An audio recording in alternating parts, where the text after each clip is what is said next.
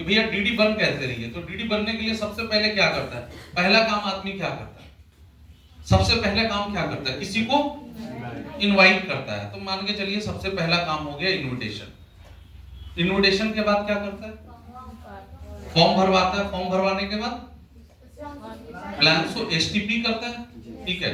STP के बाद FU करता है, एफयू करता है, वेरी गुड। एफयू के बाद एफटी करता है, एफटी के बाद हाँ, एफटी के बाद क्या होता है, डीडी बनाते हैं। डीडी बनाने के बाद बेसिक ट्रेनिंग। सबसे इंपॉर्टेंट चीज क्या है, बेसिक ट्रेनिंग।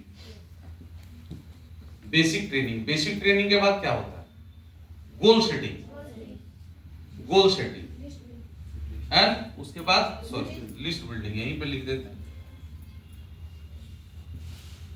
अब जाहिर सी बात है कि कुल मिला के हमारा ये कहने का मतलब है कि ये हमारा एक सर्किल है और ये सर्किल को हम जितनी बार राउंड करेंगे हमारा डीडी कन्वर्ट होगा।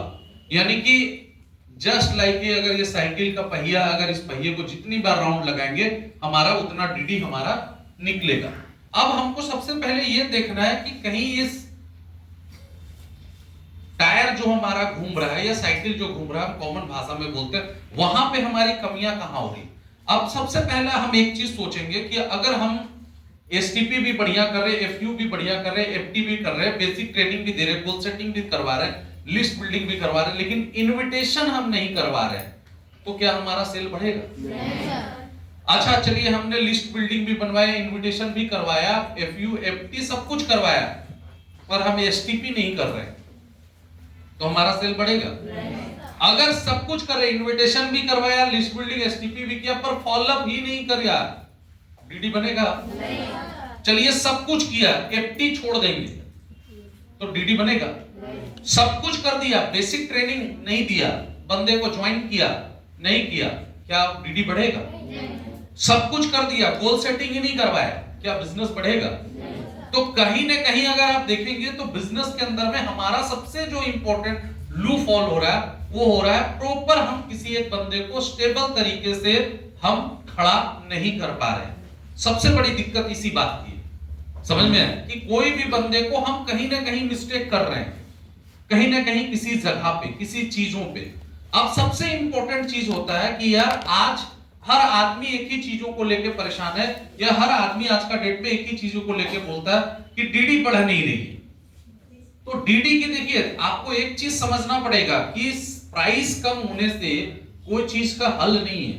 आपको लगता है कि प्राइस कम हो गया तो सेल बढ़ जाना चाहिए, सेल की एक रेशियो है।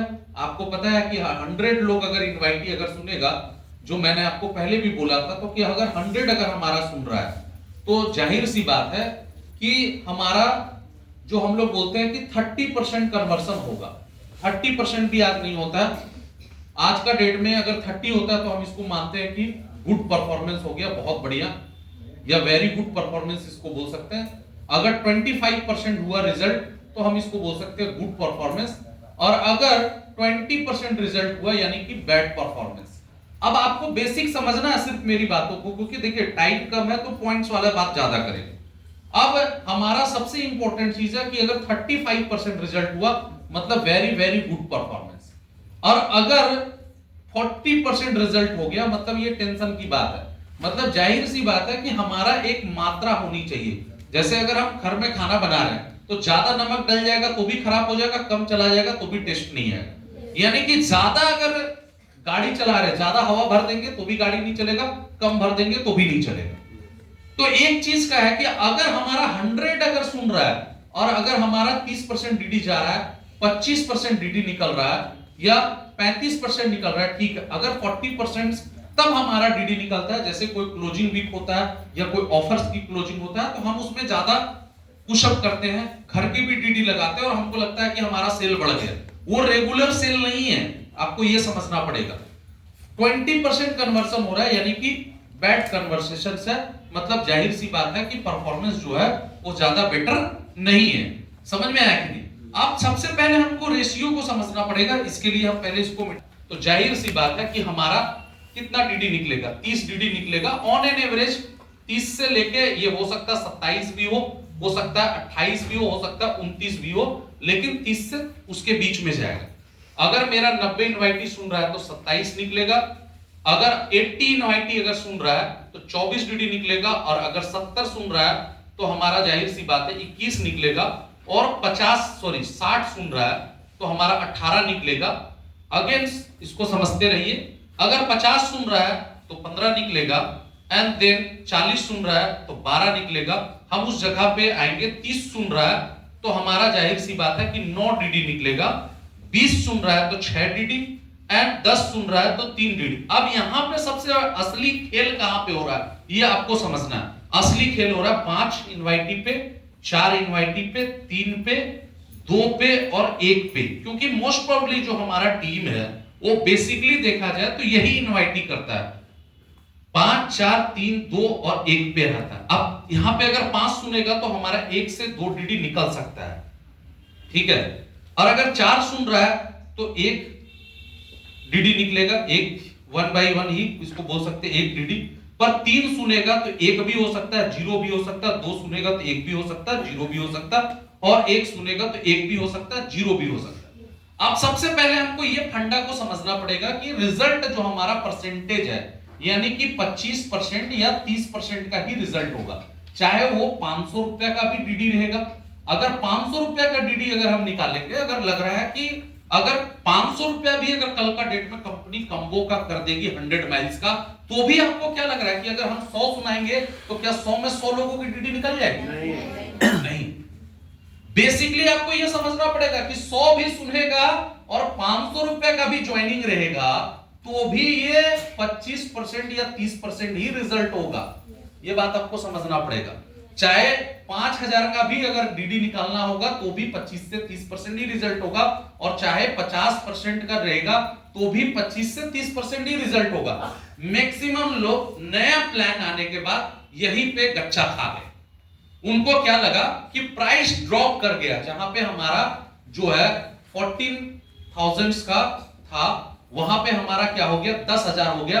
तो अब क्या है कि हमारा बिजनेस रहेगा, रेशियो तो वही रहेगा, और यही मिस्टेक के चक्कर में आज मैक्सिमम लोगों का सेल जो है वो स्टिक हो गया, मतलब एक जगह पे पूरी तरीके से थम गया।